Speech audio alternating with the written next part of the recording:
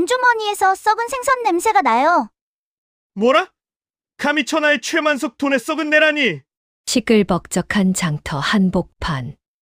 선비가 소중히 쥔 주머니를 향해 코를 틀어막고 소리치는 아이와 식은 땀을 흘리는 선비. 과연 돈 냄새 대신 고약한 냄새를 풍기는 이 수상한 주머니 속에는 어떤 기막힌 비밀이 숨겨져 있을까요? 지금부터 이야기 보따리 풀어보겠습니다. 어서들 오시오. 어디서들 오셨는가요? 댓글과 구독, 좋아요 부탁드려요. 옛날 아주 먼 옛날 비가 하늘의 구멍이라도 난 듯 억수같이 쏟아지던 늦가을 장터였습니다. 그 차가운 빗줄기 사이로 사람들의 한숨 소리가 비린내처럼 진동하고 있었지요. 그런데 그 진흙탕 한복판에 빗물 한 방울 튀지 않은 비단옷을 입은 사내, 조선 팔도에서 돈이 가장 많다는 거상 최만석이 서 있었습니다. 나리, 제발 한 번만 봐주십시오. 이번 비에 물건이 다 젖어버려 당장은 갚을 길이 없습니다. 진흙탕에 무릎을 꿇고 애원하는 늙은 상인을 최만석은 싸늘한 눈빛으로 내려다보았습니다. 약속은 약속이지. 돈의 눈물이 어디 있고 사정의 인정이 어디 있나. 여봐라, 당장 저놈의 가게 문짝이라도 뜯어내라. 돈이 안 되면 땔감으로라도 써야지. 하인들이 우르르 달려들어 가게를 부수기 시작했습니다. 와장창 무너지는 소리와 노인의 통곡 소리가 장터를 울렸지만 만석은 그저 소매에 묻은 먼지를 툭툭 털어낼 뿐이었습니다. 사람들은 그를 보며 수군거렸습니다. 피도 눈물도 없는 돈 귀신이라고 말입니다. 만석에게 세상은 그저 숫자로 이루어진 차갑고 삭막한 계산기일 뿐이었습니다. 그날 밤 만석의 대저택 사랑방에는 촛불이 일렁이고 있었습니다. 만석은 수북이 쌓인 엽전을 세고 또 세며 만족스러운 미소를 지었습니다. 그때 만석을 어릴 적부터 모셔온 늙은 집사가 따뜻한 생강차를 내오며 조심스럽게 입을 열었습니다. 나리, 오늘 장터에서의 일은 너무하셨습니다. 인심을 잃으면 재물도 모래성처럼 흩어지는 법입니다. 만석은 엽전 하나를 튕겨 올리며 코웃음을 쳤습니다. 인심, 그따위 것으로 쌀을 살 수 있나? 비단을 살 수 있나? 세상 사람들은 다 위선자야. 결국 중요한 건 이 엽전 한 잎의 무게지. 집사는 씁쓸한 표정으로 뼈 있는 한마디를 던졌습니다. 날이 똥 묻은 돈이나 땀 묻은 돈이나 겉보기엔 똑같은 쇠붙이 같아도 그 끝맛은 다른 법입니다. 돈에도 향기가 있고 악취가 있다는 걸 언젠가는 아시게 될 겁니다. 하지만 만석은 그 말을 귓등으로도 듣지 않았습니다. 돈이면 다 똑같은 돈이지. 냄새가 다르긴 무슨. 그는 촛불을 끄고 자리에 누웠지만 왠지 모를 찝찝함에 쉽게 잠들지 못했습니다. 만석은 조선 최고의 부자였지만 마음은 늘 가난했습니다. 밤마다 도둑이 들까, 누군가 내 돈을 훔쳐가지 않을까 하는 불안감에 시달려 불면증을 앓고 있었지요. 창고에 금은 보화가 산더미처럼 쌓여 있어도 그는 늘 배가 고픈 짐승처럼 더 많은 것을 갈구했습니다. 반면 장터 뒷골목, 버려진 거적대기 밑에는 8살 난 고아 보기가 살고 있었습니다. 부모도 이름도 없이 그저 복이 들어오라고 복이라 불리는 아이였습니다. 보기는 며칠을 굶어도 눈빛만큼은 별처럼 초롱초롱했습니다. 아이에게는 남들이 모르는 특별한 비밀이 있었기 때문입니다. 어둠 속에서도 보기의 눈에는 흘바닥에 떨어진 엽전이 환하게 빛나는 황금빛 반딧불이처럼 보였습니다. 보기는 킁킁 코를 벌름거리며 혼잣말을 했습니다. 헤헤, 여기서 달콤한 엿냄새가 나네. 보기는 진을 속에 파묻힌 동전 하나를 쏙 집어들었습니다. 보기에게 세상의 돈은 각기 다른 색깔과 냄새를 가진 신비한 물건이었습니다. 정직하게 번 돈에서는 꽃내음이, 훔친 돈에서는 썩은 내가 난다는 것을 이 작은 아이는 본능적으로 알고 있었습니다. 며칠 후 장터는 큰 거래로 시끌벅적했습니다. 만석은 비단 수백 피를 넘기는 대가로 거액이 든 돈주머니를 건네받으려던 참이었습니다. 상대방은 타지에서 온 낯선 상인이었는데 인상이 험상궂었지만 내놓은 돈의 액수가 워낙 커 만석의 의심을 잠재웠습니다. 그때였습니다. 꾀죄죄한 행색의 보기가 인파를 뚫고 튀어나와 만석의 비단 옷자락을 덥석 잡았습니다. 아저씨, 그 돈 받지 마세요. 냄새가 너무 지독해요. 만석은 기겁하며 아이를 발로 차려 했습니다. 이런 거지 녀석이 어디서 감히. 하지만 보기는 물러서지 않고 코를 막으며 외쳤습니다. 진짜란 말이에요. 그 주머니에서 썩은 생선 내장 같은 냄새가 진동을 해요. 저건 만지면 병나요. 만석은 순간 멈칫했습니다. 아이의 눈빛이 너무나 확신에 차 있었기 때문입니다. 찜찜해진 만석이 돈주머니를 열어 엽전 하나를 꺼내 유심히 살펴보았습니다. 겉보기엔 멀쩡한 엽전이었으나 바닥에 힘껏 내리치자 탁 하는 둔탁한 소리와 함께 반으로 쪼개졌습니다. 속이 나부로 채워진 위조 엽전이었던 것입니다. 사기꾼 상인은 그 길로 도망쳤고 만석은 멍하니 아이를 내려다보았습니다. 만석은 보기를 자신의 저택으로 데려왔습니다. 이 아이의 능력이 진짜인지 아니면 우연히 맞춘 것인지 확인해야 했습니다. 만석은 창고에 있는 수만 개의 진짜 엽전 더미 속에 아까 그 가짜 엽전 하나를 깊숙이 숨겨 놓았습니다. 내가 만약 이 안에서 썩은 냄새가 난다는 그 가짜 돈을 찾아낸다면 내 너를 평생 호의호식하게 해주마. 허나 거짓말이었다면 경을 칠 것이다. 보기는 눈을 가린 채 엽전 더미 앞에 섰습니다. 잠시 코를 킁킁거리던 아이는 망설임 없이 산더미 같은 돈무덤 속으로 작은 손을 쑥 집어넣었습니다. 그리고 단 한 번에 납으로 만든 가짜 엽전을 집어 올렸습니다. 여기 있어요. 냄새가 너무 역해서 금방 찾았는걸요? 만석은 전율했습니다. 등골이 오싹해질 정도의 재능이었습니다. 이 아이만 있다면, 이 아이의 코만 있다면 세상의 모든 돈을 긁어 모으는 것은 시간 문제라는 탐욕이 만석의 가슴 속에서 불타올랐습니다. 좋다. 오늘부터 너는 내 양자다. 만석의 선언에 보기의 인생은 송두리째 바뀌었습니다. 흙투성이 거지 옷은 벗겨지고 부드러운 비단 옷이 입혀졌습니다. 보기는 어리둥절한 표정으로 으리으리한 기와집 대문을 통과했습니다. 그곳은 가난과 배고픔이 없는 새로운 세상이었지만 동시에 차가운 계산과 욕망이 지배하는 세상이기도 했습니다. 만석은 보기의 머리를 쓰다듬으며 속삭였습니다. 보가, 이제부터 내 코는 내 것이다. 세상 모든 돈 냄새를 맡아 나에게 가져오너라.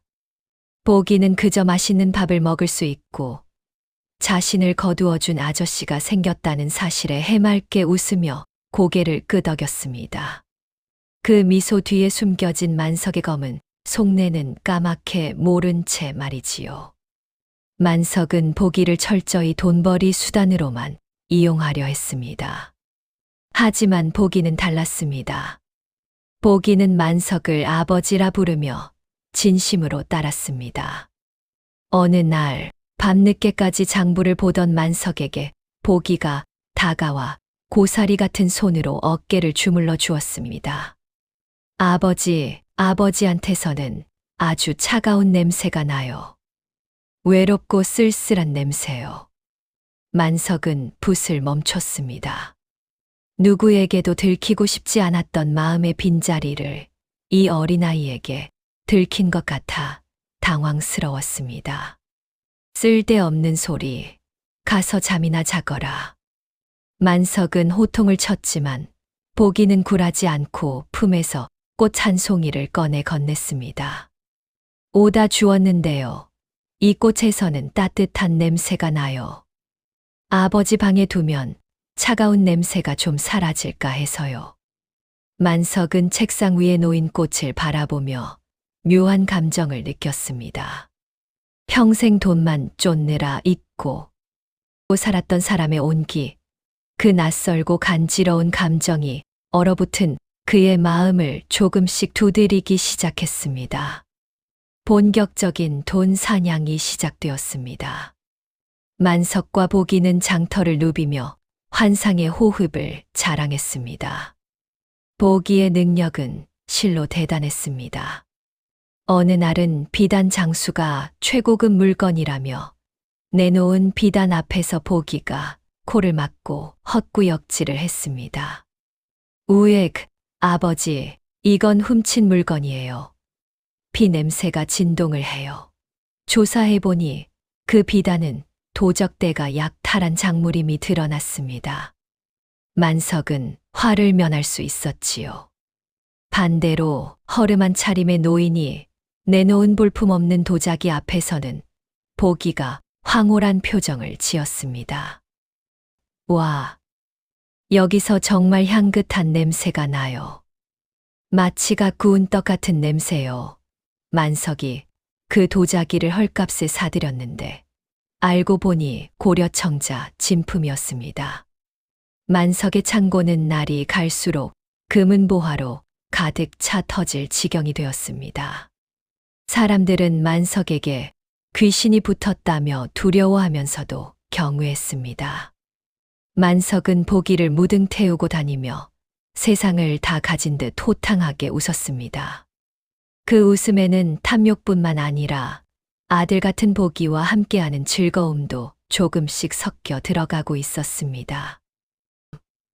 만석의 명성은 궁궐까지 전해졌습니다. 임금님께 진상품을 올릴 상인으로 최만석이 선정된 것입니다. 이는 상인으로서 오를 수 있는 최고의 영예이자 권력까지 줄 수 있는 기회였습니다. 만석은 잔치를 열고 크게 기뻐했습니다. 복이 내 덕분이다.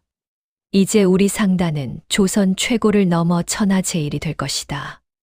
하지만 빛이 강하면 그림자도 짙은 법. 만석의 경쟁자이자 악랄하기로 소문난 마 객주가 이 광경을 지켜보고 있었습니다. 그는 만석이 승승장구하는 비결이 저 조그만 꼬마에게 있다는 사실을 눈치채고 뱀처럼 차가운 눈빛을 번뜩였습니다. 저 꼬마 녀석만 없으면 최만석, 내 놈의 운도 끝이다. 마 객주의 비열한 공작이 시작되었습니다. 그는 마을 곳곳에 흉흉한 소문을 퍼뜨렸습니다. 최만석이 데려온 아이는 사람이 아니라 여우 홀린 도깨비 자식이다. 그 아이와 눈이 마주치면 재수가 옴붙고 병에 걸린다더라. 어제까지만 해도 보기를 귀여워하던 마을 사람들이 슬금슬금 아이를 피하기 시작했습니다. 아이들이 돌을 던지며 도깨비야 물러가라 고 소리치자 보기는 상처받은 눈으로 울먹이며 집으로 도망쳐 왔습니다.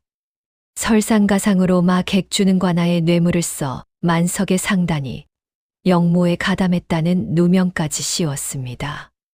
만석이 관아로 불려가 조사를 받는 사이 저택의 경비가 허술해진 틈을 타 마 객주의 하수인이 담을 넘었습니다. 그리고 홀로 방에서 울고 있던 보기의 입을 틀어막고 어둠 속으로 납치해 버렸습니다. 만석이 겨우 누명을 벗고 집에 돌아왔을 때 보기의 방은 텅 비어 있었습니다. 바닥에는 마 객주가 남긴 협박장만이 덩그러니 놓여 있었지요. 오늘 밤 자정까지 내 전 재산을 가지고 비싼 폐가로 오라. 만약 관아에 알리거나 빈손으로 온다면 아이의 목숨은 없다. 만석은 다리에 힘이 풀려 주저앉았습니다. 방을 둘러보던 그의 눈에 보기의 베개 밑에서 반짝이는 무언가가 들어왔습니다. 그것은 만석이 처음 보기를 데려왔을 때 약과나 사 먹으라며 던져주었던 엽전 한 잎이었습니다. 보기는 그 돈을 쓰지 않았습니다. 대신 비단 헝겊으로 곱게 싸서 소중히 간직하고 있었습니다. 엽전 옆에는 삐뚤빼뚤한 글씨로 쓴 편지가 있었습니다. 아버지가 처음 주신 용돈, 아까워서 못 쓰겠다. 나중에 아버지가 힘드실 때 드려야지. 만석은 그 엽전 한 잎을 가슴에 품고 오열했습니다. 창고에 가득한 금덩이와 보석들이 갑자기 돌멩이처럼 무가치하게 느껴졌습니다. 지금까지 돈이 최고라고 믿고 살았지만 정작 자신을 진심으로 위해준 것은 그 엄청난 재물이 아니라 이 작은 아이 하나뿐이었다는 사실을 뼈저리게 깨달았습니다. 내가 미쳤었구나. 돈 귀신에 씌여 진짜 보물을 알아보지 못했어. 집사가 했던 말이 뇌리를 스쳤습니다. 돈에도 향기가 있다. 만석은 눈물을 닦고 일어섰습니다. 그의 눈빛은 더 이상 탐욕스러운 장사꾼의 것이 아니었습니다. 아들을 구하려는 아버지의 결연한 눈빛이었습니다. 그는 창고 문을 활짝 열어 젖혔습니다. 만석은 전 재산을 수레에 씌웠습니다. 그리고 마 객주에게 가는 대신 장터로 향했습니다. 그는 놀란 마을 사람들과 상인들 앞에 엎드려 절을 했습니다. 제발 도와주십시오. 제 전 재산을 다 드릴 테니 내 아들 보기를 찾는 것을 도와주십시오. 돈은 다 가져가셔도 좋습니다. 제 아들만 살려주십시오. 평소 거만하기 짝이 없던 최만석이 눈물로 호소하는 모습에 사람들은 마음이 움직였습니다. 게다가 그가 내놓은 재산은 마을 전체를 사고도 남을 양이었습니다. 하지만 사람들을 움직인 건 돈이 아니었습니다. 거상 양반이 저렇게까지 하는데 우리가 가만히 있을 수 있나. 보기가 찾아준 도자기 덕에 우리 집이 살았소. 은혜를 갚아야지. 평소 보기에게 도움을 받았던 정직한 상인들과 서민들이 하나둘 횃불을 들고 모여들었습니다. 어느새 그 수는 수백 명에 달했고 거대한 횃불의 물결이 되어 뒷산으로 향했습니다. 마 객주의 아지트. 마 객주는 보기를 묶어놓고 협박하고 있었습니다. 내 놈 코가 그렇게 용하다며 내가 숨겨둔 금괴가 어디 있는지 냄새를 맡아보란 말이다.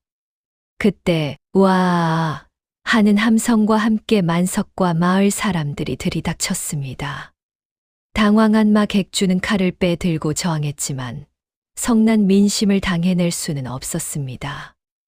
마 객주는 황급히 자신이 챙겨둔 돈가방을 들고 뒷문으로 도망치려 했습니다. 바로 그 순간 보기가 외쳤습니다. 아버지, 저쪽이에요.